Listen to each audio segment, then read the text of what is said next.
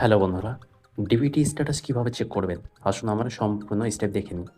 সর্বফার্স্টে গুগলে এসে এনপিসিআই লিখে সার্চ দিবেন। সর্বপ্রথমে যে ওয়েবসাইটটা আসবে এনপিসিআই, ঠিক আছে?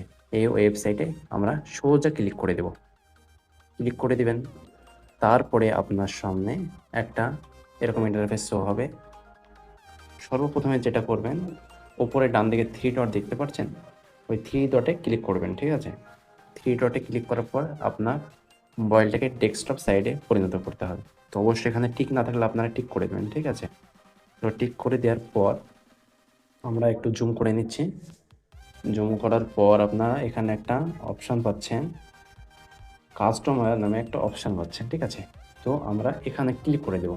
চলুন, এখানে ক্লিক করে দেওয়ার পর আরেকটা অপশান দেখতে পাচ্ছেন, ভারত আধার সেটিং, ঠিক আছে? এখানে ক্লিক করে দেব আমরা। তো এখানে ক্লিক করার পর একটু লোডিং নিবে, একটু ওয়েট করবেন। তারপরে আমাদের সামনে এরকম একটা ইন্টারফেস শো হবে। সো আমরা একটু জুম করে নিই।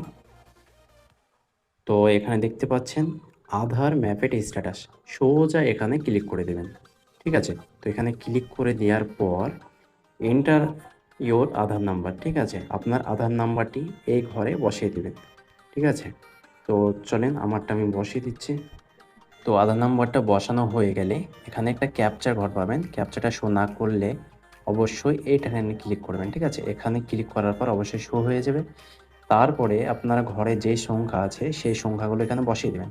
আমি আমারটা বসিয়ে দিচ্ছি। আপনার ক্ষেত্রে আপনার যেটা থাকবে সেটা বসিয়ে নিয়ে চেক স্ট্যাটাসের ওখানে ক্লিক করে দেবেন। তারপরে আপনার আধার নম্বর সঙ্গে যে মোবাইল নাম্বারটি লিঙ্ক রয়েছে সেখানে একটা ওটিপি যাবে, ঠিক আছে? তারপরে এই ওটিপিটা এই ঘরে বসিয়ে দেবেন দেখে, দেখে, ঠিক আছে? তারপরে কনফার্ম বাটনে সোজা ক্লিক করে দেবেন।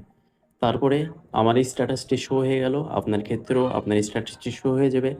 তাছাড়া যদি এরকম কোনো রকম যদি প্রবলেম হয় তো অবশ্যই কমেন্টের মাধ্যমে জানাবেন, এবং ডিবিটির লিঙ্ক কীভাবে করবেন যাদের করা নেই অবশ্যই কমেন্ট করবেন। যদি কমেন্ট করেন তাহলে আমি অবশ্যই ভিডিও নিয়ে আসবো।